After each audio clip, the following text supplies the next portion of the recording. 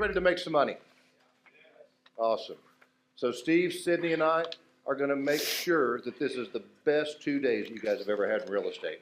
And we're going to start by talking about, Steve and Sydney and I have the pleasure of having coached some of the top producing agents in the entire country.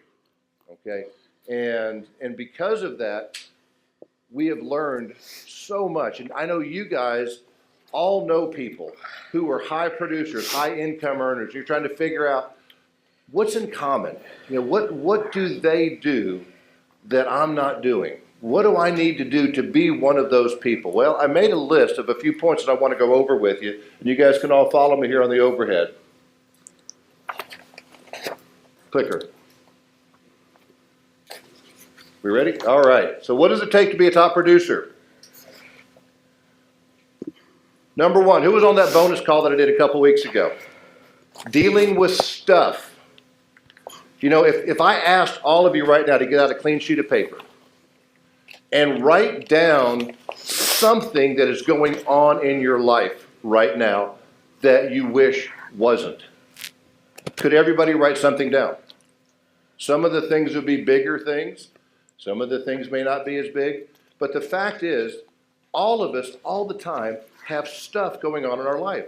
And one of the things that I see with the people who are not producing at the level they could is they buy into that stuff. They keep saying, as soon as I get past this, as soon as I get this behind me, then I'm going to get out there and I'm going to tear it up. But until then, I got to deal with my stuff. Well, guess what? When one thing goes away, what happens? Something else comes along. Okay, that's just life, guys. Now, here's the good news. I actually am able to tell you when the stuff is going to stop. Okay? It's the second date on your tombstone. The second date. That's when it will stop. Until then, if you don't learn how to move forward in spite of stuff, you're never going to achieve the goals you've set. You've got to have a strong work ethic. Quit trying to look for the get-rich-quick magic answers, guys. If somebody tells you that you can be successful, that you can make a lot of money in this business, and you don't have to work hard, run from that person. They are lying to you. It is not true. You have got to be prepared to work your butt off. And some folks, they approach this business and they just think that if I just post enough on social media, or if I just do passive things, that business is just going to come flocking to me. It's just not true. If you talk to any successful entrepreneur, any successful business person, and say, did you have to work hard to get where you are? Everybody is going to say yes.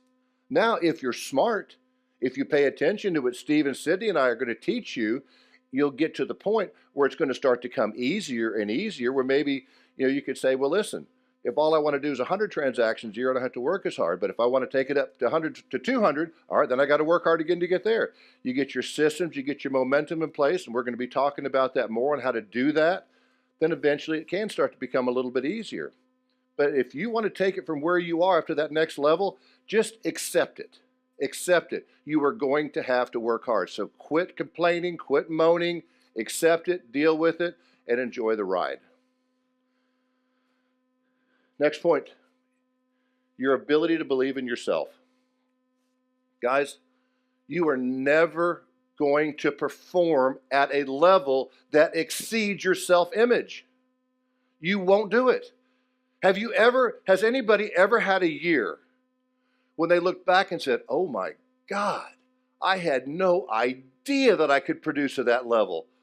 That just blew my mind. I didn't know I had it in me. If you don't believe you can do it, you won't do it. Because you know what you're going to do? You're going to sabotage yourself along the way. Because your subconscious mind is going to have this warning light going off, kind of like a plane heading down, to the ground. Pull up, pull up, pull up, pull up. And you're going to have these warning lights. You're going to say, hey, this is not who you are. This is too much. We can't handle this. Pull up, pull up, pull up, pull up. and you'll sabotage yourself. And next thing you know, you've evened yourself out to where your self-image is. Steve and I went to the Thunder game last night. Thunder always plays at 7 o'clock. They always play us. I didn't even look at the ticket. So we have this nice dinner. I had it all planned out. Dinner at 5, right down the street from the stadium.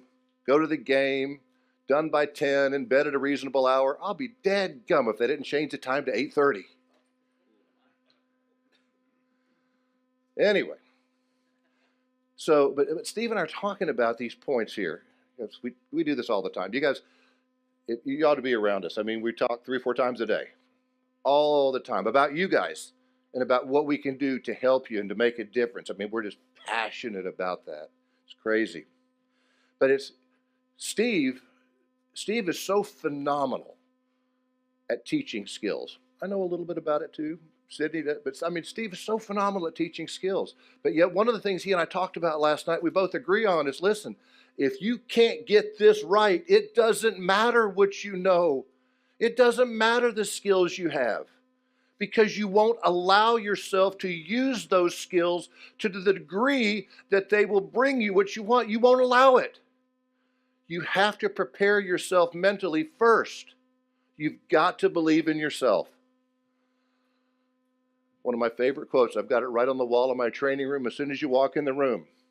What the mind of man can conceive and believe, he can achieve. Here's the challenge, guys. If we were to come up here and switch these words, all of you'd buy into it then. We'll switch achieve and believe. What the mind of man can conceive and achieve, he can therefore believe. Why can I believe it? Because I did it. I did it. So now that I've done it, now I'll believe that I can do it. What's the hardest word of the 3? The believe. You've got to figure out how to believe in yourself. Now, let me tell you, one of the ways to learn to believe in yourself is to be at an event like this, around people like this, and start to see what they're doing. I mean, you'll meet some people here that are doing incredible things, and no offense to those people, but as you meet them and get to know them, it's like, Corey, you're just an ordinary dude doing extraordinary things, but you're ordinary. You put your pants on the same way as Dean does back there. Maybe it's a little faster, but anyway. Do you get my point? Ordinary people, and as you get around them and say, gosh, if they can do that, I can do it too. So listen, your career is all about building your belief, strengthening your mindset, changing your self-image, growing mentally. You have to grow mentally before you're going to grow with your performance. You must constantly be investing in yourself. Read. The smartest people I know read all the time. I read with my ears. Anybody else read with their ears? Audible, all the friggin' time. Okay? And then, I think it was my son. Brett, where are you? Where'd he go? Well, he'll be here in a minute. I think it was Brett, one of my kids, introduced me to the podcast app. I listen to podcasts, but now there's this app that has all, and I can go pick the podcast that I like. And so, I've got this one, and I got that one, I got that one. I was listening to a great podcast this morning. I listen to that stuff all the time.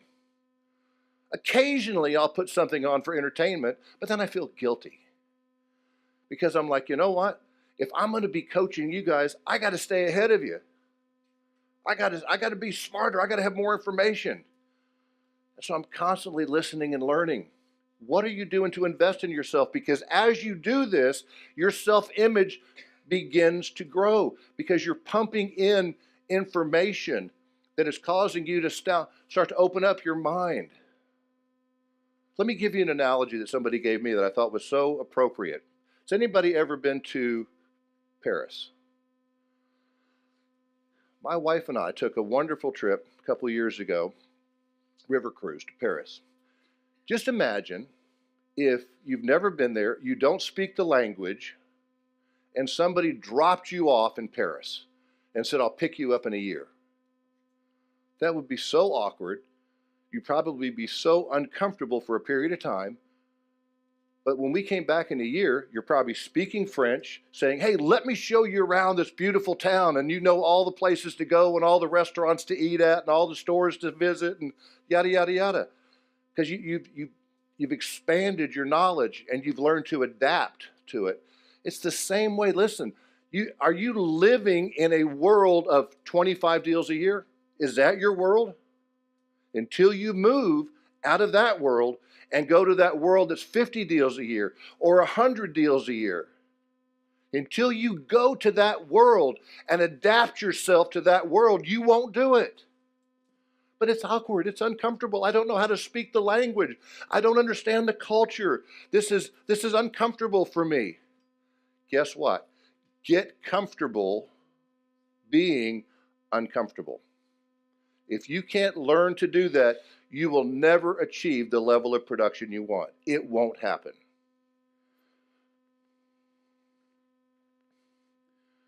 Learn to deal with adversity. Guys, guess what? You picked an industry that is based upon rejection.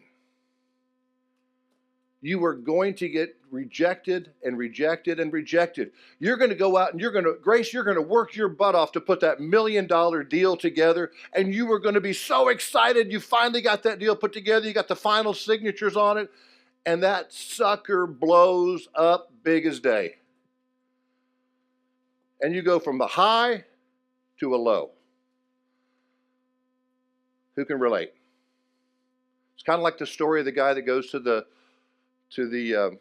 pet shop and he buys a puppy. Cute little puppy, takes it home, loves on the puppy, brings it back the next day to the store owner and says, I'd like to return this puppy. So, really, you're kidding. What's wrong? What happened? The guy says, he barks. He's a dog. Dogs bark. Real estate deals bust. People cheat on you. People call you bad names. People treat you disrespectfully. Sellers overprice their listings. They want to withdraw their listings. Can you deal with it? If you can't, may I suggest going on to Indeed. There's a lot of great job offers out there, but you're in the wrong business. You've got to learn to deal with it. Listen, this is what I tell my team, this is what I tell my kids. If you have a failure, something that you can conceive as a failure, if there's something to learn, learn it.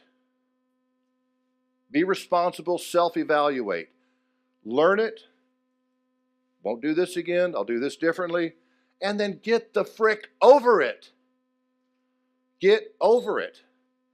You've got to put it behind you. If you can't put it behind you, I promise you, you will not grow. Get happy where you are. Figure your budget on the money you're making now, because it ain't growing. You've got to learn to get over it. I love this quote from Mike Tyson. Everybody has a plan till they get punched in the mouth.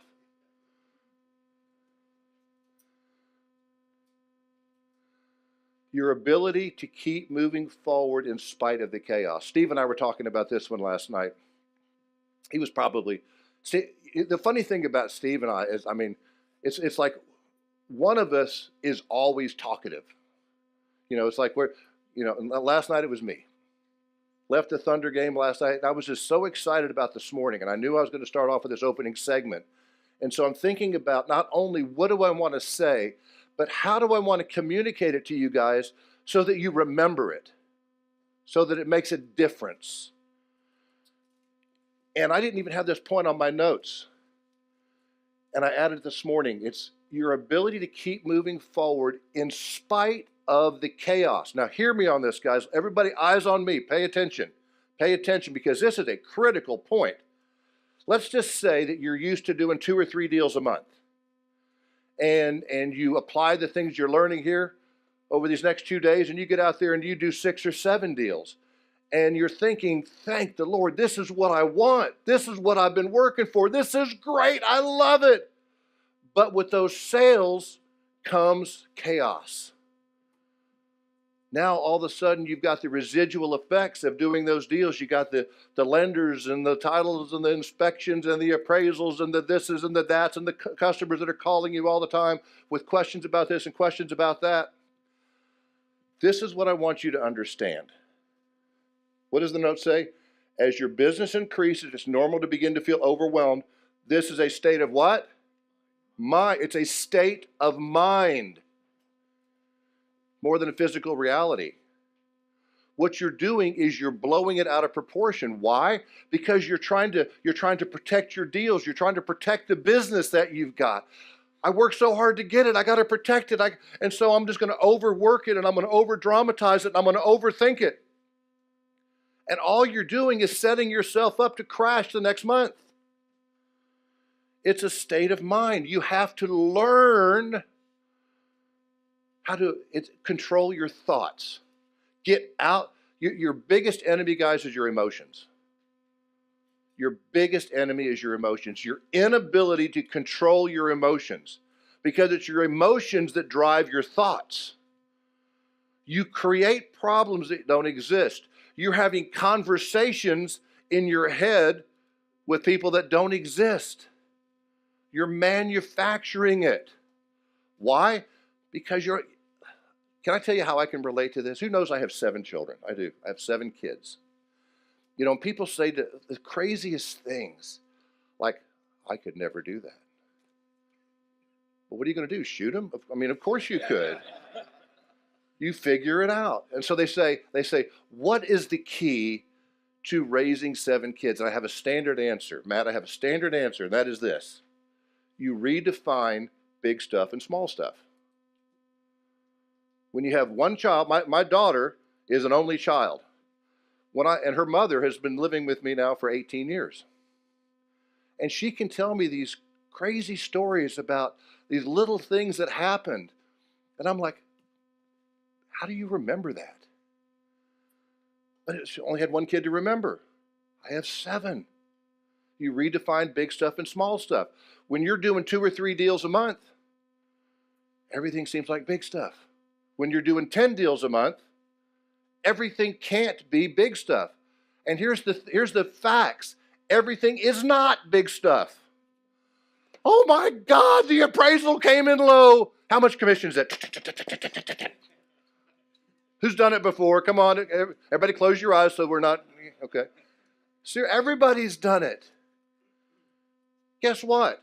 There are techniques to work through it. And the more your emotions are under control, the more likely you are to work through it. The more your emotions are out of control, the more likely you are to not work through it. Because guess what? Whether you want to be or not, you are the leader in that transaction. Because that seller, when you call them, without saying it, this is what they're implying. Tell me how I should think. How should I react to this? That's what they're saying without saying it. How should I react to this? Well, you as my agent sound like that you are panicked right now. You as my agent are apologizing up and down and making all sorts of excuses and over-talking the situation. It's kind of like the doctor that comes in with your test results. Oh, this must be bad. I can tell from the way he's presenting this. This must be bad. And so your client says, oh, based upon the way my agent is reacting to this, this is not good. I should be stressed. I should be wigging out right now. Why me, God? Oh, how did this happen to me? No. Redefine big stuff and small stuff. Quit making everything big stuff. And you'll do more deals. I love Steve's quote. There's cash in chaos. He says that to me all the time. Gordon, you do what? Justin, we misspelled chaos. I think that actually, is that chow I'm so multilingual. All right, next point. Check my spelling here too. They identify great role models and learn to emulate what they do. Okay? There is nothing new under the sun. There aren't any new ideas. There's nothing new. Everybody out there has already figured it out. So find people who are doing great things and emulate them. Brian Burnett, one of the best agents in the entire country, right here, guys. Wave your hand so they see who you are. He's bashful. This guy's a rock star. He's a rock star. I would get to know him. I would figure out what he's doing, how he thinks, I'd figure these things out. You're going to love me for this, but I'd bug the hell out of him. You know how I know that? Because I did. When I started going to these seminars with Mike Ferry back in 1992, I bugged the hell out of people because I was so determined to be successful, and I wanted to figure out what it took, that I would find those people. When I wanted to learn how to do expired listings, this is what I did. I went to some people who pretty much knew everybody in the room, and I said, who is the best in this room? Who is the best at expired listings? Well, he is, and she is, and he is. Then I was like a man on a mission. I was like Moses parting the Red Sea. Okay, I am going to that person. If you get in my way, you're going to get trampled. Okay, because I am going to ask them a bunch of questions.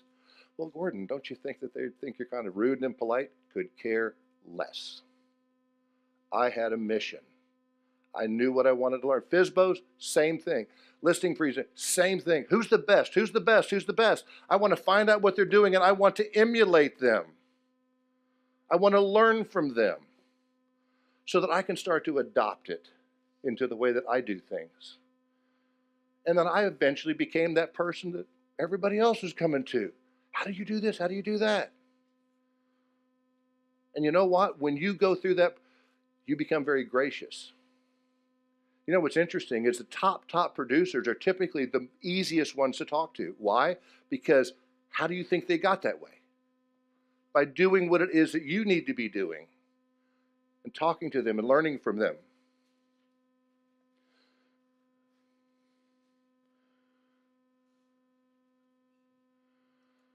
Top producers pick a mentor and they learn all they can. Listen, there are a lot of voices out there right now, guys. There are a lot of voices. And most of the voices are saying different things. They're delivering different messages. Steve and Sydney and I are going to deliver a message to you over the next 2 days that we believe in our heart of hearts is the right message for you to hear.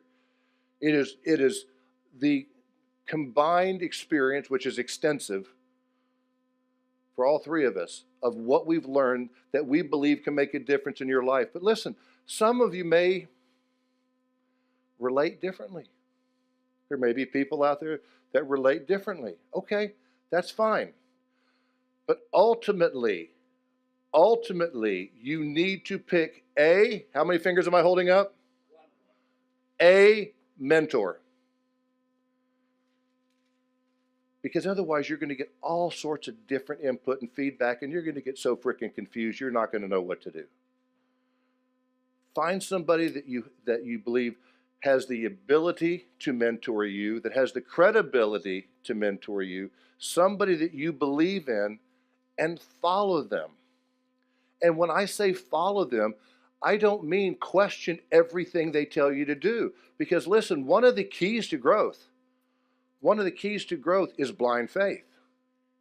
There's an old Chinese proverb that I love that says the way to go up the mountain is to talk to the man who goes back and forth every day. Okay? Let me tell you, Steve and Sydney and myself, we go up and down the mountain every freaking day. Every day. We know the way up the mountain. Some of you are trying to figure out the way up the mountain. I would strongly encourage you, pick a mentor. Steve and Sydney and myself are available. And we would love to mentor you. But if it's not us, it's somebody. Somebody. Pick somebody. Follow them. Do what they teach you to do. Check them out. Do your research. Make sure that they're credible. Check them out.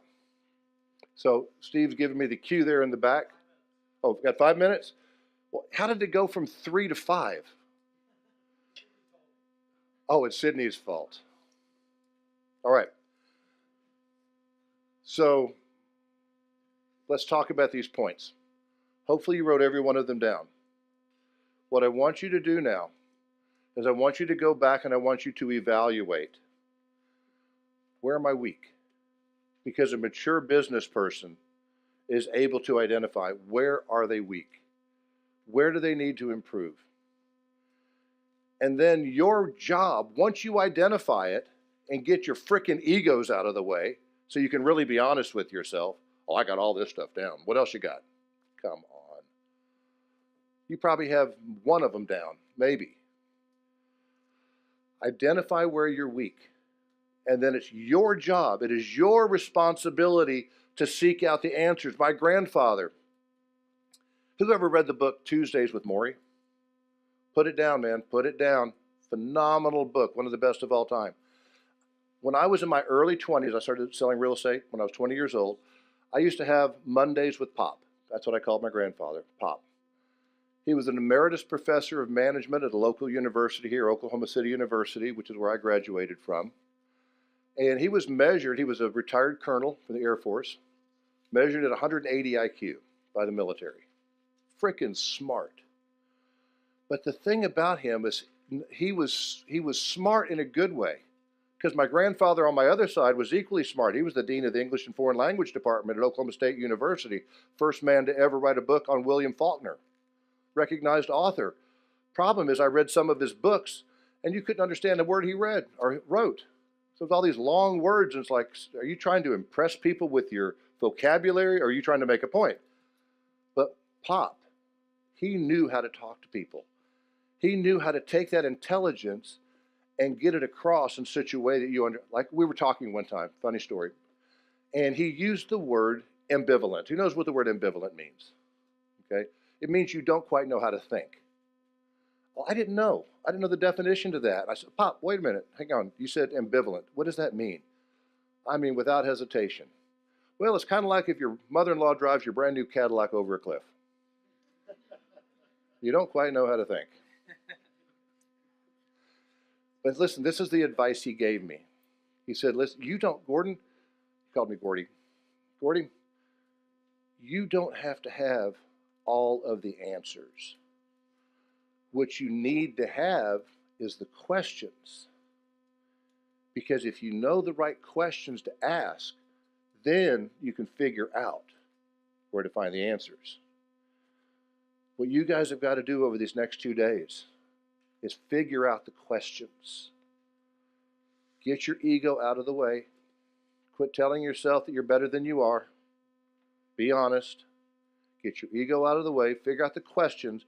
Many of the answers that you're looking for are right here in this room. Appreciate you guys being here. I'm going to turn it over to my wonderful partner, Steve.